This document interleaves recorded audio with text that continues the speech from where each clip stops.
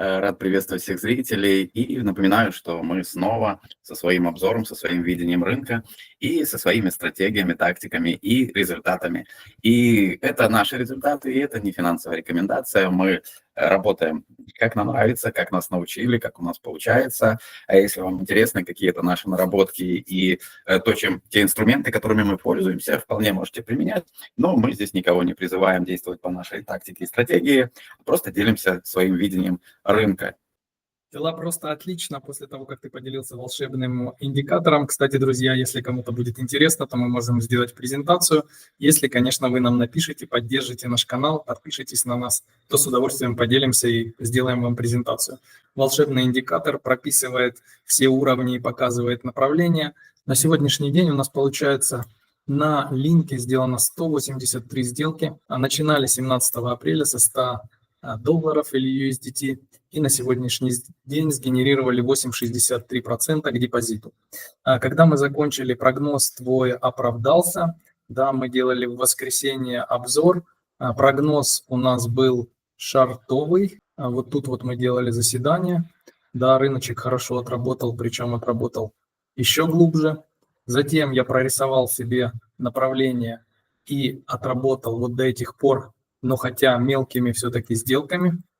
Сегодня я отработал вот это движение. Тут было достаточно волатильно и долго ничего не происходило, но потом рынок сделал ложный пробой и пошел наверх. И сегодня вечером я еще отработал вот это небольшое движение, и сейчас рынок пошел вверх. Были прогнозы у меня, что рынок пойдет еще ниже, но так как у меня был стоп-лосс уже в прибыль, то закрылся по прибыли. Разберу Магик для начала, а потом перейду к Линку, потому что я его тоже рассмотрел. Напомню, о чем мы говорили на прошлом заседании.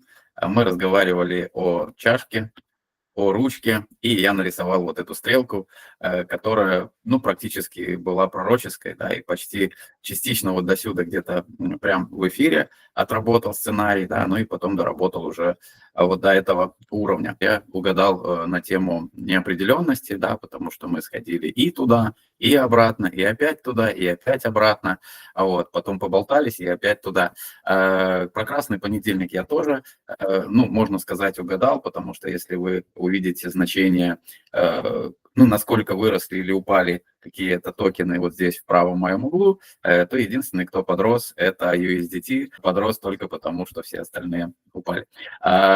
Что я могу сказать, почему у меня здесь так много синих флагов? Это мое наблюдение, которым я хотел поделиться, что когда у нас появляется зеленый большой фитиль и следом красный маленький, то, как правило, появляется откат. И вот здесь я выделил места синими флажками, где у нас зеленый фитиль, тень свечи, назовем это так, потом маленький красный, чуть меньше, чем зеленый, и у нас идет откат. Здесь почти одинаковый, но тем не менее красный маленький. И здесь я, наверное, смотрел на другом таймфрейме, да, но получилось, что здесь один красный и второй красный. Всегда бывают исключения. Здесь вот было тоже исключение. Когда два таких фитиля, обычно идет откат. Здесь откат небольшой, а везде здесь нормальный. И, как правило, скажем так, всегда есть исключение, да, может 3 раза быть откат, а 4-й не быть. Поэтому вот здесь сейчас я сомневаюсь, во-первых, потому что цвет у свеч другой, во-вторых, пойдет или не пойдет. Сегодня порядка 30%, но не к депозиту, я напомню, да, а к той сумме, которой мы входим здесь. Обычно это от 1 до 10% от депозита. Один, когда мы входим по своим зарисовкам и теханализу, и до 10, а можно даже, у меня знакомый рискует даже и 50%, когда мы это делаем по индикатору. Сказал, что линк как-то не ходит. Я рассмотрел, что если бы я сегодня с утра разбирал линк, что с ним происходит, я бы отрисовал вот такой уровень, от которого мы пошли к самой нижней точке. Да, вот отсюда мы пошли к самой нижней точке в данном торговом диапазоне. Я увидел, что у нас получился пробой этого уровня. Мы потихонечку над ним накапливались и накапливались по линии, которая когда-то у нас служила границей канала в прошлом. Значит, потом у нас пошел откат, мы пытались пробить, был такой пробой этого уровня, уровень устоял, и вот отсюда можно было входить в сделку докуда.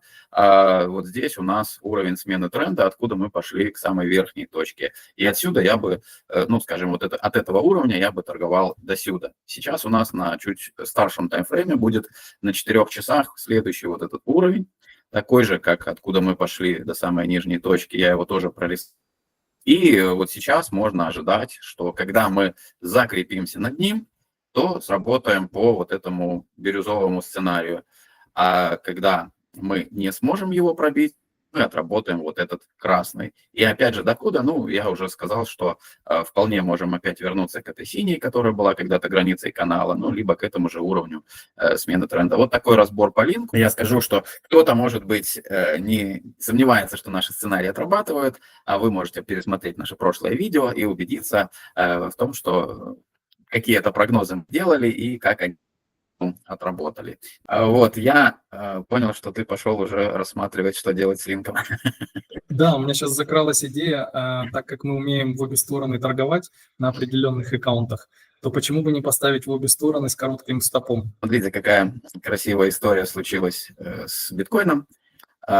И мы разговаривали на нашем прошлом обзоре о неопределенности вот здесь, что мы можем пойти и вверх, и вниз. И вот такой был у нас, сейчас я увеличу, прорисованы 2 сценария. Один, если мы пробьем таки вот эту оранжевую линию, или же если мы не пробьем. И сработал у нас зеленый сценарий. Мы даже сейчас уже можно переставить. Я не переставлял специально.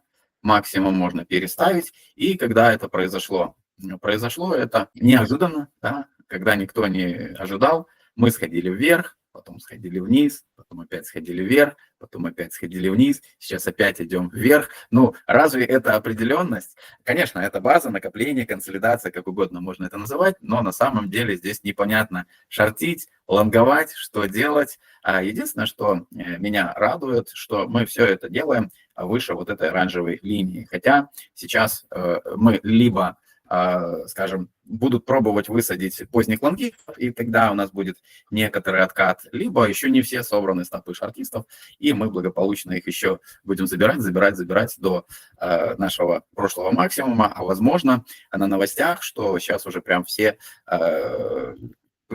применяют биткоин как средство накопления, да, уверены в нем. Возможно, на каких-то таких новостях мы пойдем, что криптомир у нас теперь будущее и так далее.